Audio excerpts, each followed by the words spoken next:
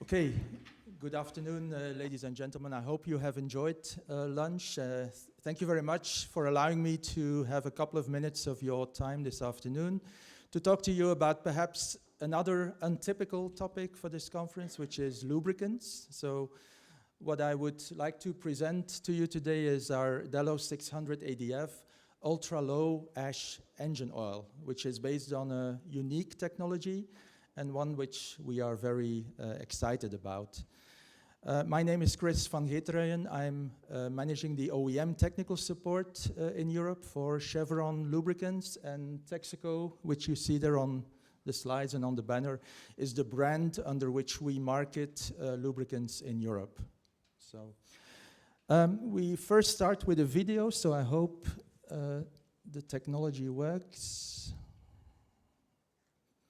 Maybe another, yeah.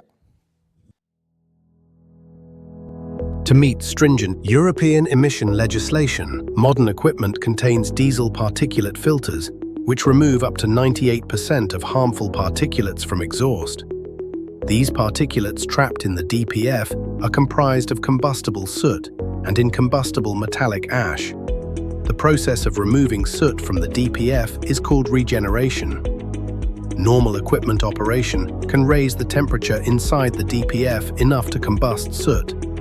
If the temperature does not reach sufficient levels, fuel is added to increase the temperature and burn away any remaining soot. However, ash does not burn away during regeneration. Ash buildup continues to clog the DPF, creating back pressure, which bogs down your engine, significantly decreasing fuel efficiency. Ash removal requires the DPF to be removed for thorough cleaning, resulting in significant downtime for your equipment. So where does ash come from? Believe it or not, most of this incombustible ash derives from metallic additives in your engine lubricant. How can you avoid ash buildup while maintaining critical engine performance? Delos 600 ADF with OmniMax for outstanding engine and after-treatment system protection.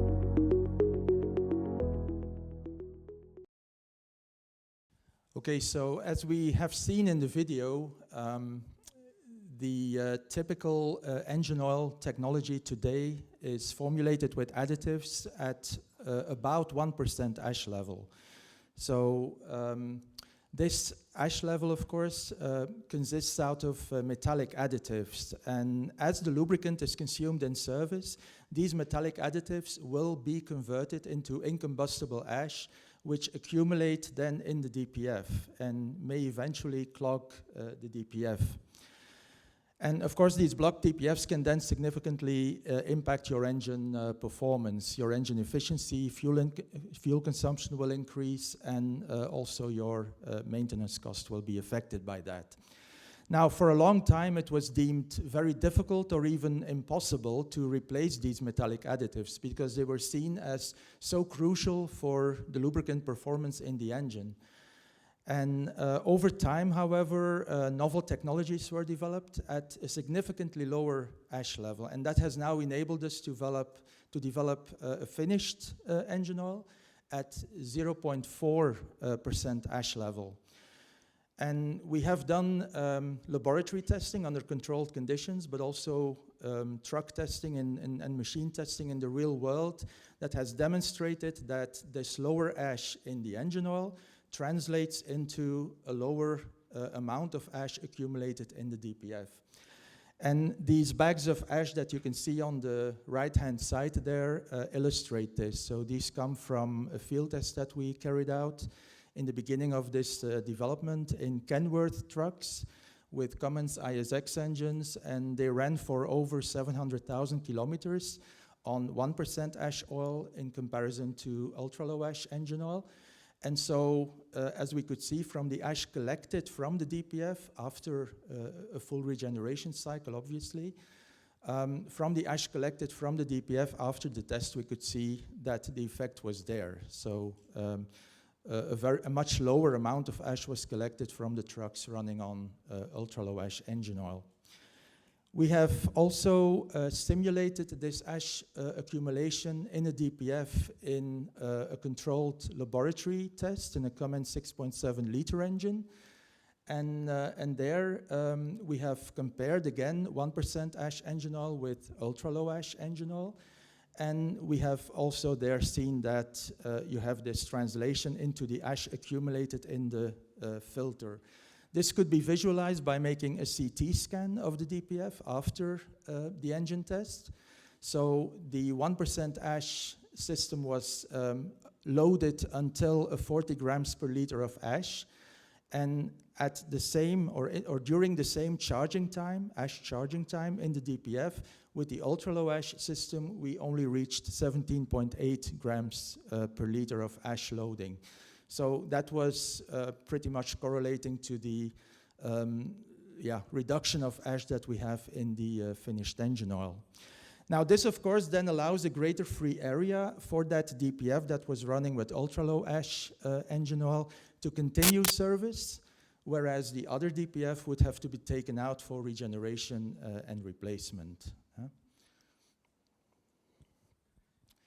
So based on this preliminary studies, we continued to develop and patent our ultra-low ash engine oil technology at 0.4% ash, meaning a 60% reduction from the maximum of 1%, which is prescribed in the industry standards, API, CK4, and ASEA E11. And at this level, we can protect both the engine and the aftertreatment system. And we have fully qualified this engine oil against the technical requirements of both industry standards, as well as the technical requirements of the major OEMs in the industry. We have some examples of robust wear protection, for instance, in the Cummins ISB test, where we achieved 0 microns of cam wear in that engine test, which is part of the API standard. And as an example of excellent oxidation control, we had no viscosity increase in the Volvo T13 test. The T13 test is a very abusive test that is run in a Volvo D13 engine at 130 C for 360 hours, high peak pressures, low oil sump. And in that test, the oil almost did not move, so it did not oxidize. So this proved the very robust performance of this product, even at the 0.4% ash level. We also tested it in gas applications. So we tested it in a fleet of delivery trucks, also in a fleet of city buses, using Cummins 8.9 liter engines and 11.9 liter engines. And we had very good performance. So again, clean hardware parts. We had the potential to extend the drain interval in that case. And we had clean spark plugs as well, even at the time where they would normally taken out for service. We also qualified against the Cummins 20092 specification. That is a technical standard that Cummins has issued for mobile gas applications, where you normally need a dedicated gas engine oil. But this ultra-low ash technology could also meet the requirements. So we can use this product both for gas and liquid fuel. Because of the lower ash accumulation in the filter, we can have a potential increase of the service interval of that DPF by about 2.5 times, right? Because you have 60% less ash that is accumulated in that filter compared to a 1% ash oil. Now, a greater control of the ash level and the incombustibles in the filter will also help to retain the fuel economy of your engine. We cannot reduce the fuel economy of an engine, of course, but we can help to keep it the way it was when you had a new engine with a clean DPF. Reason is that we can control the back pressure. We can better control the back pressure over the DPF when we have a lower ash level in the DPF. And we can also reduce the amount of regenerations of the DPF during the service life of that filter. So in a laboratory engine test that was in a Cummins 6.7 liter engine, we demonstrated that we could obtain up to 3% of fuel economy benefit compared to a 1% ash oil over the lifetime of the DPF. And of course, fuel economy benefit means also a benefit in the CO2 emissions that are generated in service. So, as a result of all of these benefits, we will be able to positively impact the maintenance of the machines in service, because we can help to reduce the problems that are normally associated with the accumulation of ash and soot in the filter. And yeah, a number of these potential issues are mentioned on this slide. I will not go through them all. But as a result of the lower ash level, this way we can help to maintain your operational and maintenance cost at an acceptable level. So what is the real cost of ash? So what is affecting your operational maintenance cost? That is more frequent maintenance as a result of potentially clogged DPFs, damage and replacement of the DPF, reduced fuel efficiency, and equipment downtime, because you have to take out the DPF for service. Focusing in on the reduced fuel efficiency, we have made an easy calculation. Yeah, the details are on the slide, but if you take a fleet of 50 machines and you assume an average effect of fuel economy by 2%, then that would result in each machine on average consuming 1,500 liters of diesel fuel per year extra. And that can then calculate into a cost of 123,000 euros. But if you take into account the CO2 that is emitted by burning this diesel fuel, it can also mean about 195 tons of CO2 that are emitted in addition per year. So trying to resolve some of these penalties, let's say, you can also reduce the cost and the CO2 emissions.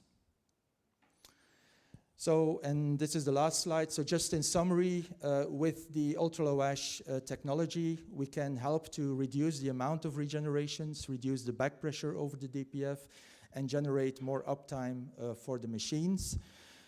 We can help to improve fuel economy by up to 3%, and that way also reducing the CO2 emissions from the machines. And extended equipment life could be expected with lower maintenance costs and the potential to help extend the service life of the DPF by 2.5 times. So this was my presentation. Thank you for the attention. And yeah, if there are any questions, feel free.